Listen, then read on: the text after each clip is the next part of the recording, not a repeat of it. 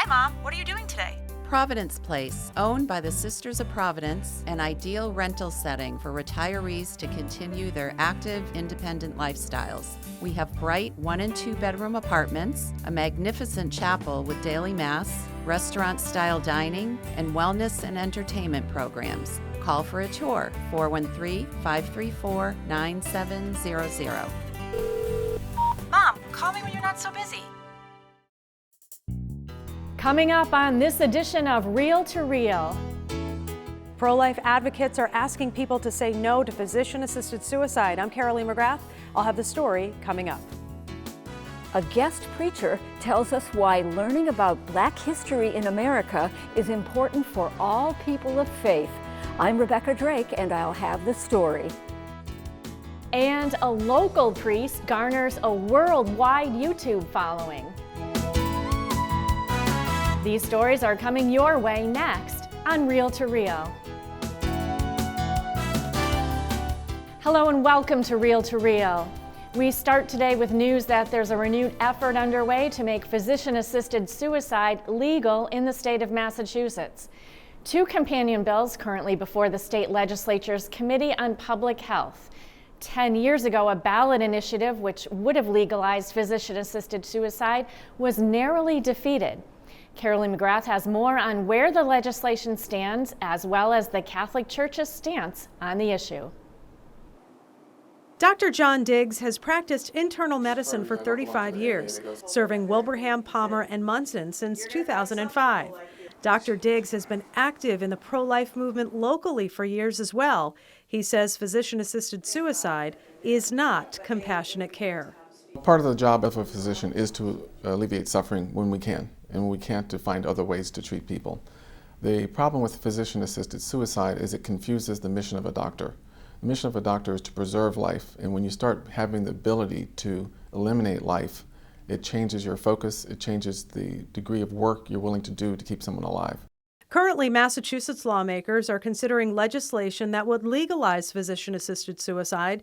The bills, House 2381 and Senate 1384, are called an act relative to end-of-life options. Dr. Diggs and others point out several flaws, including there are no real safeguards. People could feel pressured. Doctors are not required to be present when the pills are taken. And the bills would allow a physician to provide a lethal prescription to a person given less than 6 months to live, but the diagnosis could be wrong. People who are expected to die don't always die. As a matter of fact, I've frequently made this comment. You hear, oh, this person has 6 months to live, this person has 3 months to live. And I hear people say their doctor told them that. Well, I must have missed that day in medical school, because I never had a class where it said, this is how you predict how long someone's going to live or die. We always get surprised. Some people die sooner, some people die later. But it's part of natural life, and to put the power of ending life in someone's hands I think is irresponsible. Dr. Diggs also says proper pain management, not assisted suicide, is the way to help those who are suffering. Physician-assisted suicide was narrowly defeated in a ballot initiative 10 years ago, and since then it has come up several times at the State House. The Massachusetts Conference of Catholic Bishops has asked Catholics to call their representatives to voice their opposition. I think the idea is to call representatives now. We've been told that it does make a difference. Father Dan Pekalik, pastor of Our Lady of the Blessed Sacrament Parish in Westfield, is also the director of pro-life activities for the diocese. He says Catholics are called to defend life at all stages, from conception to natural death. Always we believe that God holds life in his hands. It's a great gift to us. And even in suffering, even in the difficult moments of life, it can be so easy to despair at any moment in time. But the reality is that when you look at the whole of that gift, we want to be able to see that gift through to the end, and to trust God that He will walk with us, He will stay with us in those difficult moments. Father Pekalik says such a measure could lead to a slippery slope, as it has in other countries, such as the Netherlands, that are far more permissive. In the Netherlands, they even allow euthanasia for children. Again, that slippery slope of saying, we can eliminate all of this. Only the perfectly healthy, perfect lives should live. What a horrible society we would become if that was the measure of who can live and who can't. 10 states, including Vermont and Maine, have legalized physician-assisted suicide. So has the District of Columbia. Dr. Diggs says he worries about people being pressured to make such a decision when they are most vulnerable. So this kind of pressure definitely affects people. People might even feel that there's not just a right to die, there's almost an obligation to die when you pass out these medicines. And so people are once again being called on to speak out against the legislation and pray for a change of hearts. Reporting for Reel to Reel, I'm Carol Lee McGrath. And you can stay informed on this issue at iobserve.org. We continue now in celebrating Black History Month with a report on the recent visit of nationally renowned preacher on social injustice, Deacon Arthur Miller. In his inspiring homily and talk at St. Michael's Cathedral in Springfield, Deacon Miller shared memories of his Chicago schoolmate, Emmett Till, challenging people today to never remain silent. Rebecca Drake has the story. He was just a little boy. This was how Deacon Arthur Miller of the Archdiocese of Hartford described his childhood schoolmate, Emmett Till. Till was a 14-year-old black teenager from Chicago who was murdered while visiting relatives in Money, Mississippi in 1955. I remember the time when he was killed. My brother sat next to him in school. I remember the horror of it all, and I remember my mother telling me they did not kill him because he whistled at a white woman. They killed him because that little town of Money, Mississippi embraced hatred. Deacon Miller was the guest preacher and featured speaker as the Springfield Diocese's Black Catholics recently marked the Martin Luther King Jr. holiday. In his homily, he described the scene at the wedding of Cana. Now, we all know what happened. His mother gave him that look, and we all have received that look. And so he turns then, or Mary turns to the waiters and said, "Do whatever he tells you." The deacon encouraged worshipers to empty themselves of whatever anger, resentments, and recriminations they may have been holding on to, and let God fill them up with the Holy Spirit. You see, God will give you the best of what you fill yourself up with. We are to empty ourselves to be transformed, to be changed to what God has called us to be. Deacon Miller referred to Martin Luther King Jr. as a transformer and as someone who inspired African Americans to recognize their value as children of God. Psalm 139 tells me that I am wonderfully and fearfully made. That God touched me before I was knitted in my mother's womb. That he knew me before I was created in the body. He made the statement that he has never been discriminated against because he is black, and explained it this way. Those who have done that don't do it because I'm black, they do it because they're broken. I am not broken. God has created me into this beautiful, wonderful black man. This message made an impression on Karen Hurd, a member of the Ladies of St. Peter Claver. She had suggested inviting Deacon Miller to speak after reading an article about his work with gangs. I liked the way he said, it's not that we're black, that it's an issue. It's that the other person has the problem and they are the ones who need to do the healing. Sister of St. Joseph Natalie Kane, who attended the Mass and the Deacon's talk in the Bishop Marshall Center, is a member of a group sponsored by the sisters to discuss issues of race. Getting at the root causes of racism is something that we're committed to. And so I, taking that personally, realized that I need to know more people of color and get to know them individually. Sister Kane says the conversation group has grown into a special friendship. It has expanded my knowledge and have befriended these wonderful women.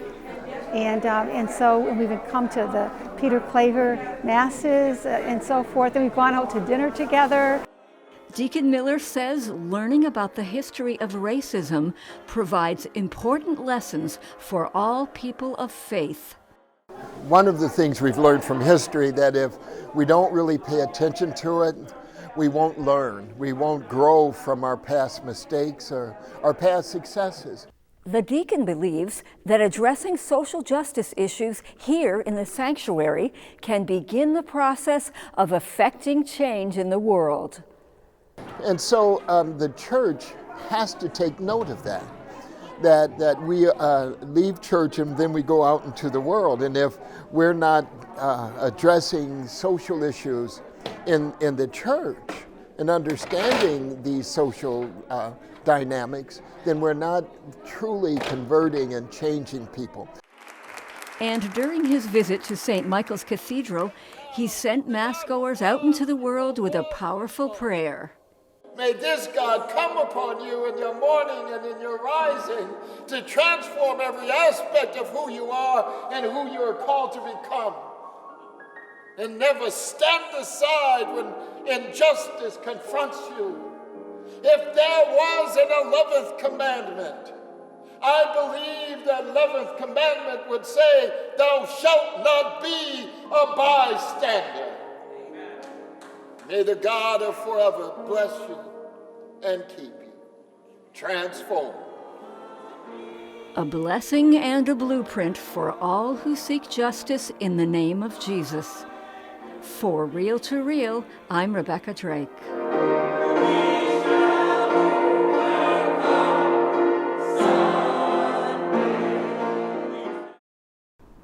Thanks so much to Deacon Miller for sharing his faith in such a dynamic way. And still to come on Real to Real, the story of a local pastor who's gained a worldwide following on YouTube with his daily and Sunday Mass celebrations. And a fund drive is underway to help Bethlehem House obtain a vehicle to aid in its ministry. All this and more still ahead on Real to Real. Like Catholic TV on Facebook. Once you're there, you can join in on discussions, make friends with other Catholic TV fans, watch behind-the-scenes videos from the studio, just finished this today, and stay up to date with the Catholic world.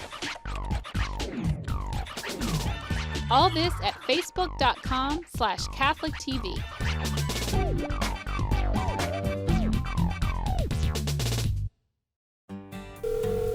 Hi, Mom. What are you doing today? Providence Place, owned by the Sisters of Providence, an ideal rental setting for retirees to continue their active, independent lifestyles. We have bright 1- and 2-bedroom apartments, a magnificent chapel with daily mass, restaurant-style dining, and wellness and entertainment programs. Call for a tour, 413-534-9700. Mom, call me when you're not so busy. Pope Francis wants to hear from you. The Holy Father has invited the Universal Catholic Church, including our diocese here in Springfield, to gather and reflect on communion, participation, and mission within the Church and society as a whole. Join our neighbors and parishioners here in Western Massachusetts in this consultation and dialogue process. Sessions will be held throughout Western Massachusetts during March and April, but volunteers are needed to help organize and facilitate. You can learn more by logging into diospringfield.org/synod. There you will find a calendar listing upcoming information sessions, trainings, and actual consultations.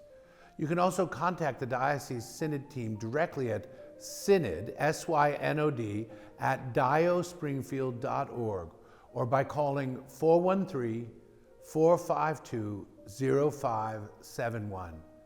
Share your thoughts and participate in this global dialogue and consultation. The Pope needs you, and so do I, to hear what people have to say. You are watching Real to Real, your window on the world around you. Here again is your Real to Real host, Sharon Rulier.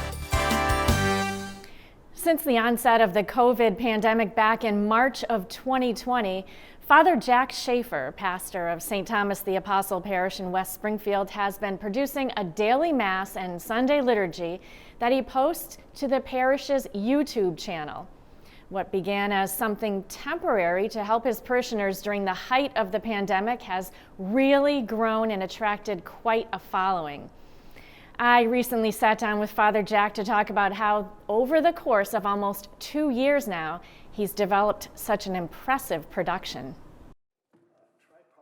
You might call him a one-man band. Videographer, lighting and sound technician, behind the scenes, and in front of the camera.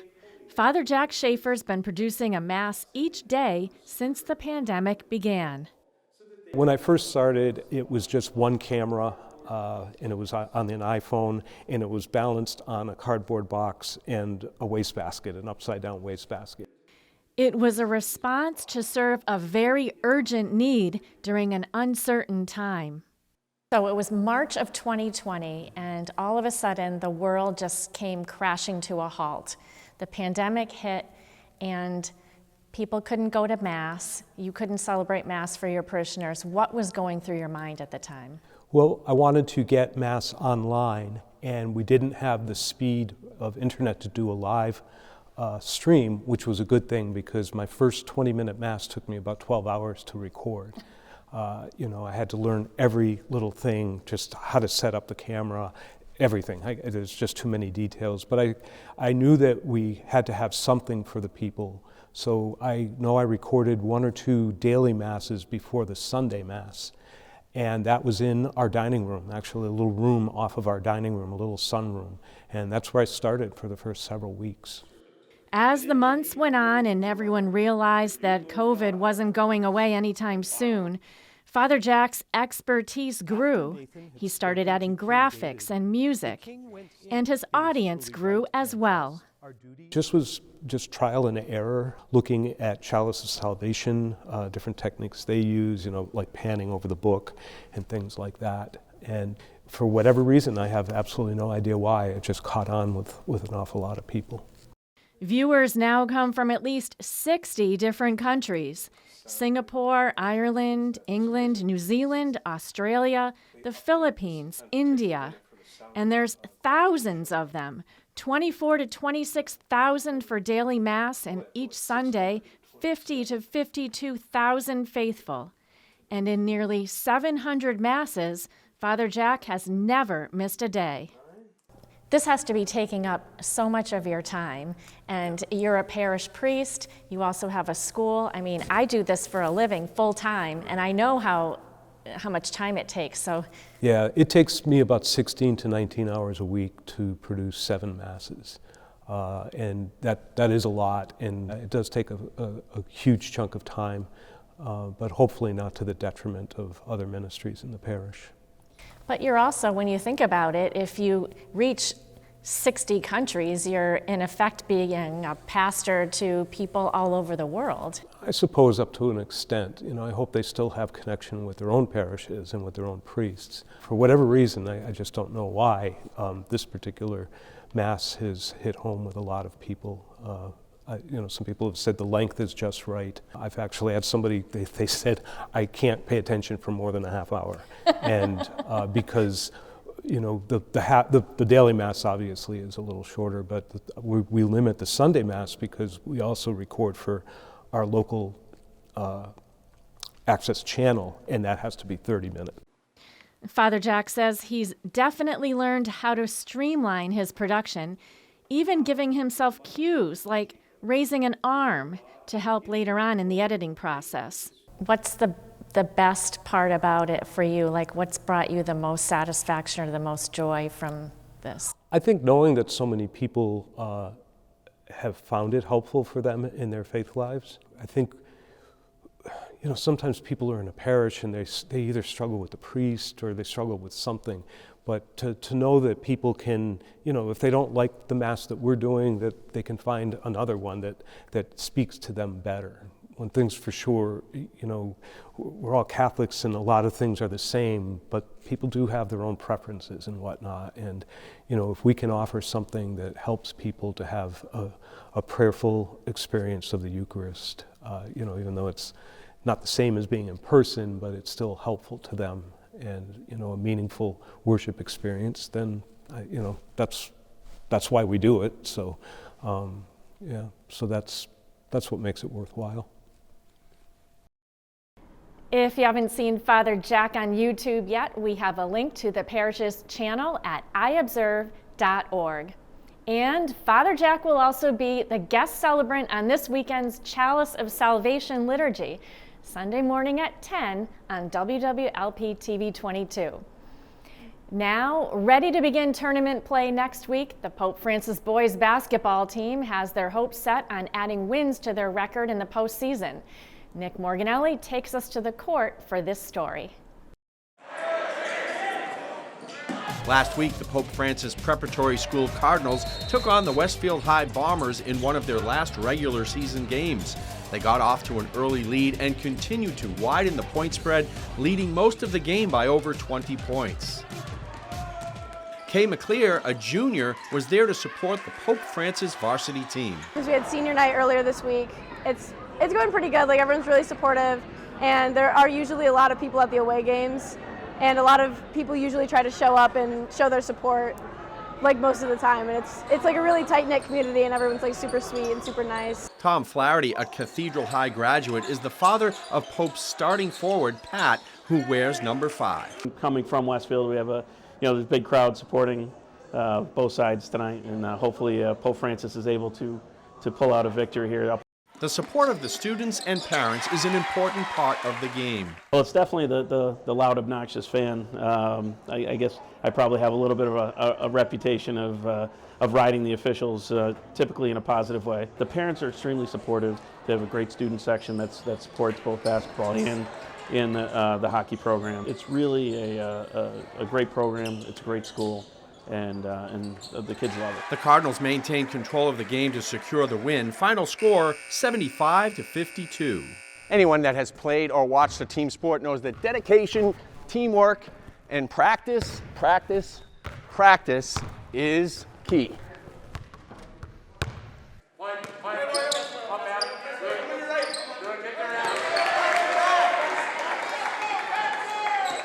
It's all about teamwork, and that's how we win. Adam Sarlin, the team captain, knows the team's success is the result of effort. We all dedicated ourselves to getting better, putting time in the off-season, constant communications with coaches, and then this year we just have the right group of guys that are willing to buy in and be unselfish, and that leads to the record we have. We're feeling really good about it, but at the same time we realize that we still have more left that we want to accomplish. The team's head coach feels blessed that Adam stepped into leadership for the team. He's handled himself correctly on the court, off the court. And then as far as next year, he's a great player. Averages double-double. He can rebound. He can score. He's a great teammate, and he's just undersized. He's only 6'2", but he plays like he's 6'6". He's hungry. I know he wants to play at the next level. He's had 3 or 4 schools looking at him right now. We're going to miss him big time. With losses this week to Sabas and Amherst, their record of 13-5 qualifies them for the Western Mass tournament next week, but there's work to be done if they want more wins. The kids all know me pretty well. I've been like that for a long time. I always preach the team, that make the extra pass, give everything you have on defense, work extremely hard, help each other out, communicate with each other. Spacing, AJ. AJ, get wide. We try to keep drills short, 6 minutes, 7 minutes. We do work out 2-3 times a week before practice. We know how kids are nowadays. They're like squirrels. They're looking all over the place. But the passing tag one's a fun one. Just kind of like old school, like you're in first grade tag. We're playing tag with the ball. We did some worked on some mic and stuff, some layups. Now we're just doing what's called 11-man fast break, where a little continuous 3-on-2 drill with the kids. Just kind of getting their voices ready, getting loose for practice, and then we'll get into some serious stuff. Part of the team's success is fostered when they're not playing the game or practicing. Off the court as well. It's a great group of kids. They like each other, they have good chemistry, and they hold each other accountable, which is really good. Once in a while, we'll all go out to eat together. We just like having fun with each other. Like hanging out, one kid's house we go to all the time, we all hang out there. Like we'll play cards sometimes. We just like having fun with each other. A little fun and a lot of hard work. After next week's games, they and 31 other teams will compete for the state championship. Every game, right before we go out of the locker room, we all say a Hail Mary together. We all pray together.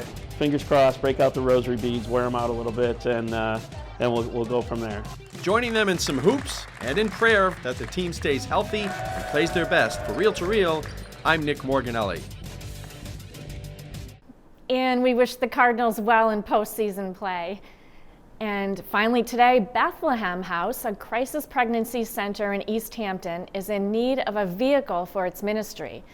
The nonprofit agency, which receives funds from the annual Catholic Appeal of the Diocese of Springfield, has started a GoFundMe page to raise money to purchase a used SUV or minivan. Carolyn McGrath returns now with the details. Nice. For the last 18 years, the ministry has been relying on volunteers to deliver baby baskets to new mothers at local hospitals and to shop for and deliver baby supplies. Pam Hibbard is the founder and director of Bethlehem House. She says because they buy in bulk and often have to pack in multiple pack-and-plays or car seats, an SUV would provide the most room.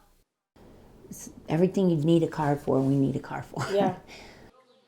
The Catholic ministry helps women with baby items and offers free pregnancy resources, including counseling and referrals for employment, healthcare, and educational services. They also help families until the baby is 18 months old. In addition, Bethlehem House offers post-abortive counseling. Sometimes we have a mom that's homeless, and we have to go and pick them up and see what we can do. Bethlehem House helps hundreds of families and is run by volunteers. The ministry has welcomed 7 sets of triplets into the world, and just recently, Hibbard says they assisted 5 moms expecting twins. Last week, we had 5 sets of twins. So in 1 week, we put $10,000 of items for that, because it's 5 moms, but it's 10 babies. So you need 10 pack and plays, you need 10 car seats, 10 everything, 10 baskets. So it was quite a week. All donations are tax deductible. For a link to the GoFundMe page, visit iobserve.org. Reporting for Reel to Reel, I'm Carolee McGrath. If you'd like more information on Bethlehem House, head over to iobserve.org. And for this week, that's Reel to Reel. Thank you for watching.